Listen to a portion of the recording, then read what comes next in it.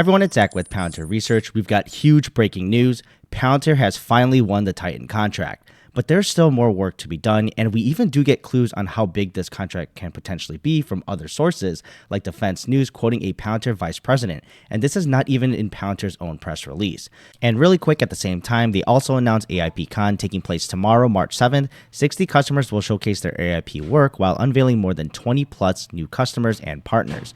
They've launched 850 bootcamps since inception all across the world with big concentrations in certain cities, so looking forward to the event. As well as the stock in pre-market is reacting favorably. So let's just go through the details. So looking at the PR quickly from Palantir first, they won the agreement and it's $178.4 million for 10 Titan prototypes, where they're going to produce 5 basic and 5 advanced variants.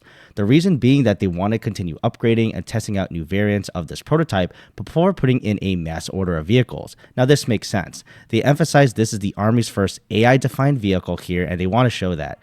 And this was built with soldiers' input from the get-go and will continue to be so for every step of the development and configuration process.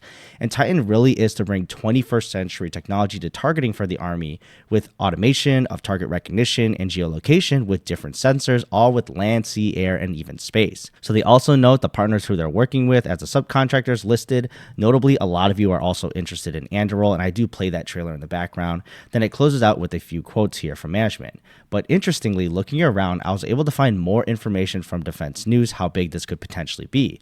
So they also open up their article with the typical information, like I said, with the winning agreement, and a nice quote from Colonel Chris Anderson noting how Titan provides game-changing technology for collecting, processing, and disseminating intelligence across the battlefield.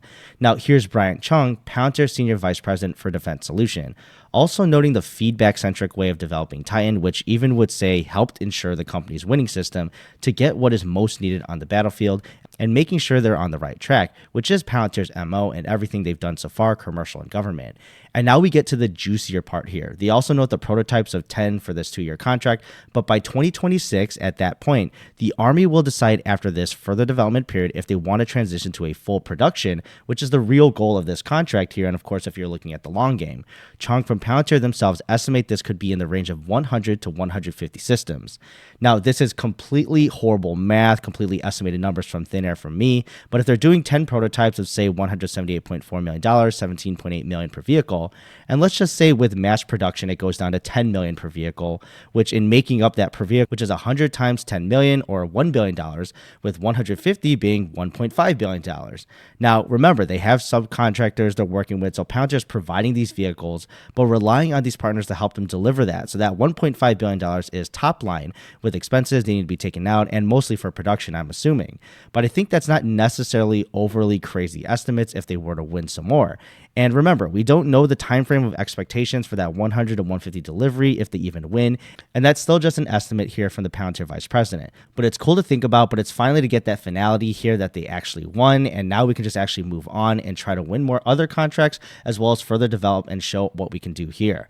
Like I said, they still have to continue to prove themselves in the development process, but now they've already proved they're the best game in town according to the last 2 phases, and hopefully do so in this one. But what are your thoughts on the great news? And I'll see you in the next video.